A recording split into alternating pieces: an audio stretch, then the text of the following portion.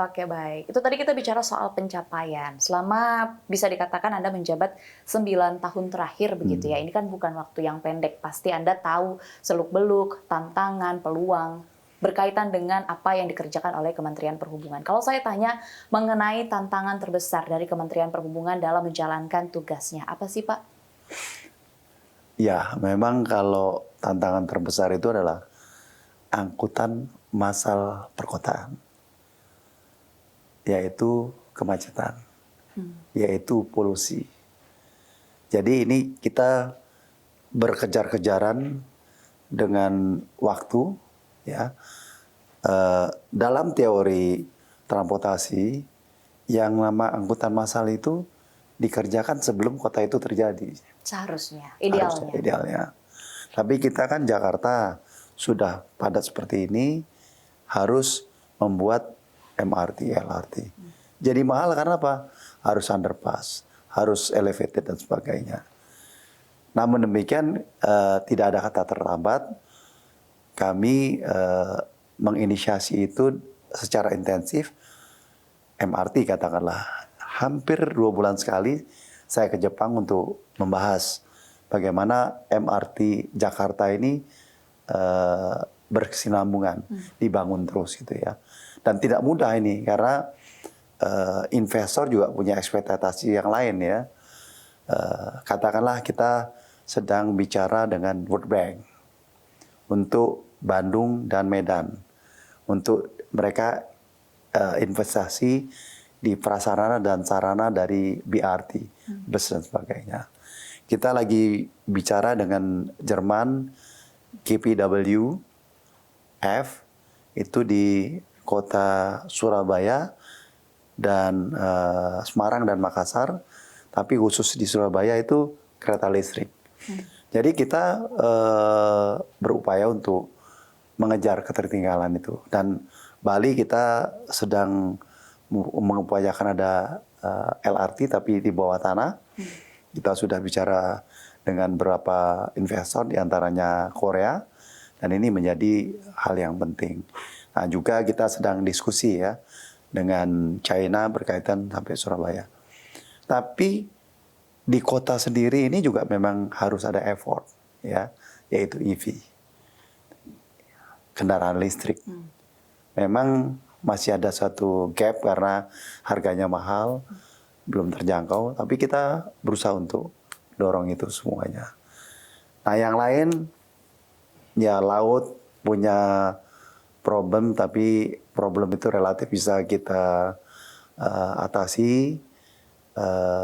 Yang menjadi problem kita adalah bahwa Priok itu tidak menjadi hub. Maksudnya, barang-barang itu tidak terkonsolidasi di Priok, tapi terkonsolidasi di negara tetangga. Jadi negara tetangga itu pelabuhannya besar sekali, kita nggak tambah-tambah. Nah ini yang kita sedang berusaha untuk menata pelabuhan kembar yang namanya Priok dan Patimban, sehingga kapal-kapal besar bisa di tempat ini.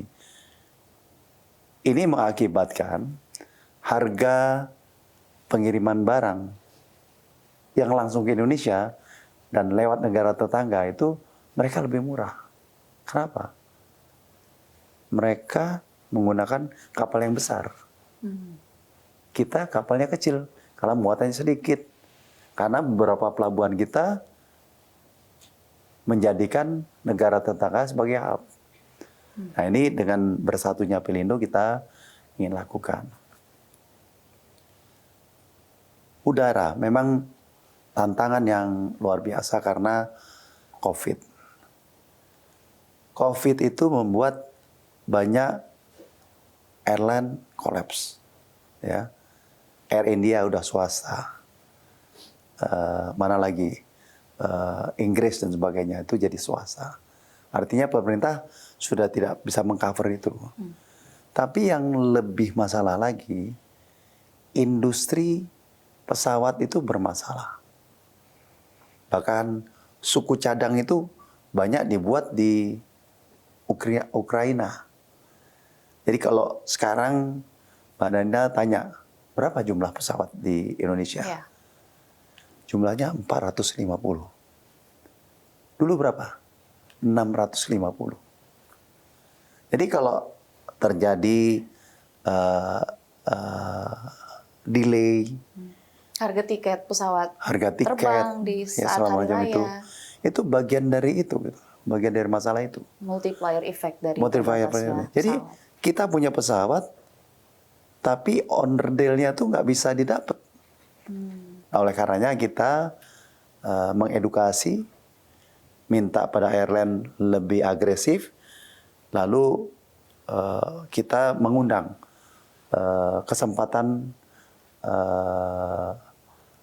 airline baru untuk beroperasi di Indonesia. Oke, baik. Semakin menarik dialog kita kali ini. Nanti selanjutnya saya juga akan bertanya berkaitan dengan acara yang saat ini sedang dinanti-nantikan.